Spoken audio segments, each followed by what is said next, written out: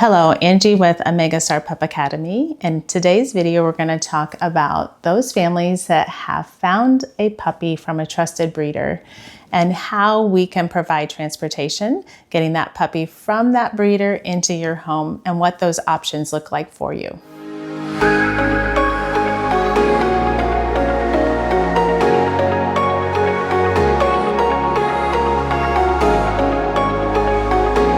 In today's world, with all the technology and online presence and the realness that you can experience and see from the breeder and their programs, a lot of times our families may see that there's a distance factor there.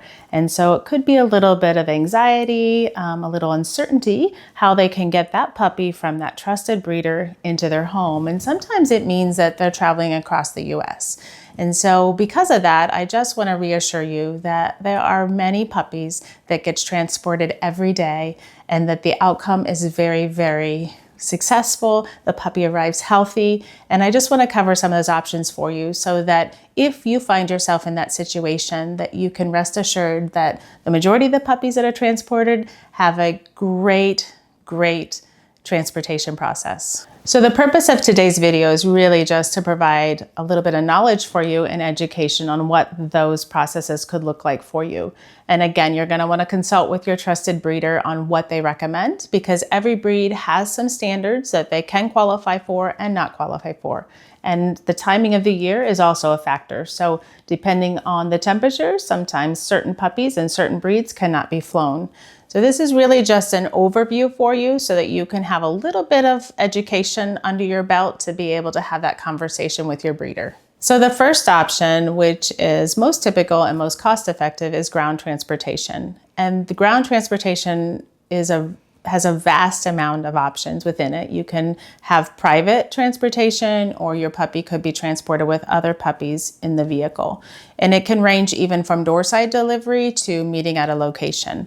But just so that you're rest assured, your breeder will recommend who their partnerships are with their trusted transporters. I let the breeders make those decisions because it's really, they're entrusting your puppy into that transporter's hands. And I want to make sure that you're comfortable with how they are getting to you. A few questions that you could ask your breeder about that transport process would be to ensure that the puppy is traveling alone in its individual crate, that the environment is temperature controlled, and that food and water are provided during that transport. Puppies are in their individual crates for a very specific reason. First of all, it is a contained environment, so they are safe and secure in there.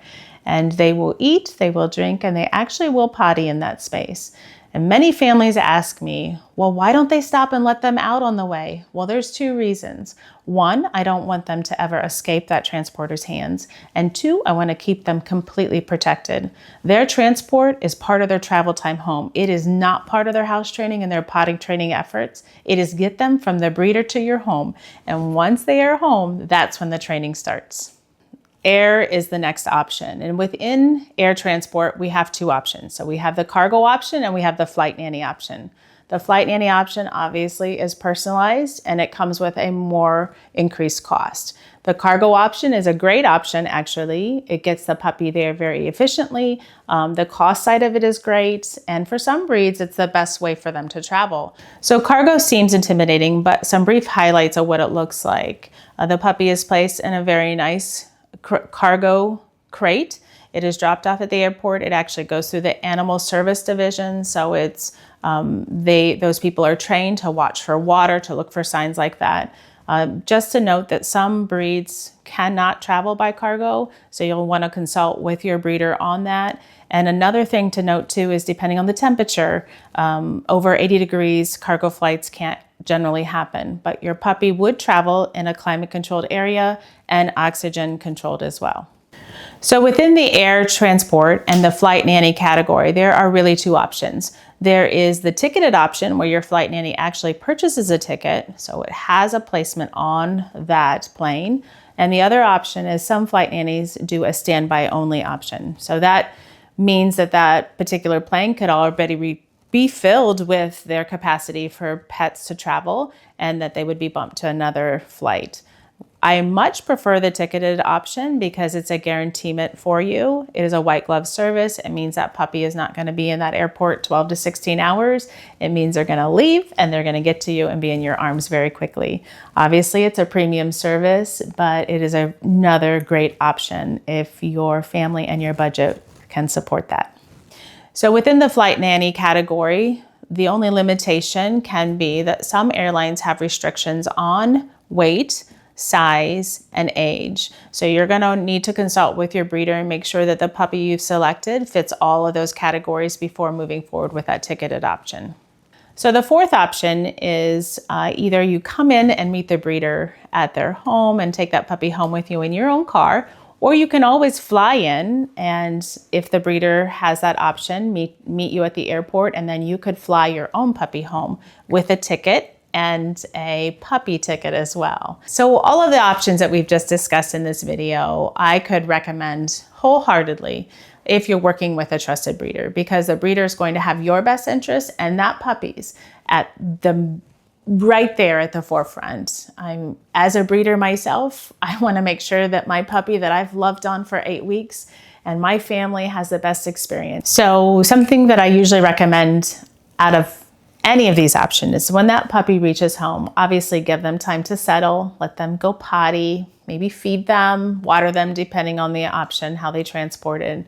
But the next step for me is always to get that puppy a bath because travel and puppies and environments just have things that happen. That's just the reality. And so getting them clean, getting them set on the right path, a bath does wonders to a puppy. It will also tire them out. So it will make that connection time, that cuddle time more enjoyable. Also for the family because they smell good. So a good smelling puppy is always a good thing to have in your arms. So just give them a nice bath, a nice warm bath, get them blow dried nice and dry, and then enjoy your journey together. Again, thanks so much for watching today. We have more videos on our YouTube channel and on the website, and I appreciate you being along with me today.